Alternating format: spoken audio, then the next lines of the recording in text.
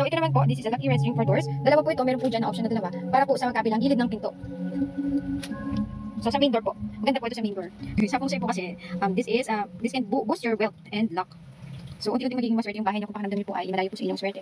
Halimbawa na po yung mga door niyo po is katapat ng mga kapitbahay, tapos kung mapapansin niyo po yung inyong mga kapitbahay ay maraming mga dumating na guests, hindi kayo kinakapos. Ibig sabihin po, marahil po ay sa kanila napupunta po ang mga positive energy, tapos hindi po kayo napapasukan. So this is feng shui cure. Sa pamamagitan po nito, madidistribute po sa inyong wealth pag magkakaroon din kayo ng magandang direction.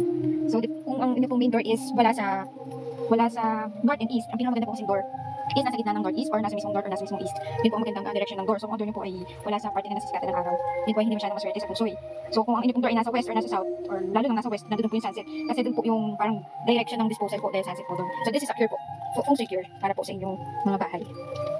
So ito naman po, ang ibig sabihin naman po nito, this is wulu, this is for good health din po. Katulad po nung ating nasa Lucky Money Keychain ay po yung wulu. This is for good health, and ito naman po yan, attracting wealth, yung ating Lucky Money Coins. And ito naman po, kung mapapansin niyo po, nakatali po siya ng ganyan, this is mystic knot.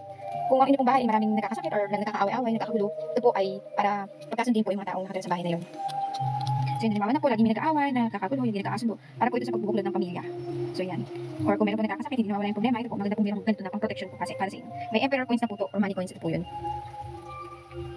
So itong red string naman, protection din po ito. And then hindi lang naman po sa main door ang pwede nyo lagyan. Kung halimbawa na po ang inyong pinto ng inyong kwarto is nakatapat po sa CR, yun po ay hindi maganda sa feng shui. So pwede nyo rin pong sabitan sa labas po ng inyong door na magkatapat po.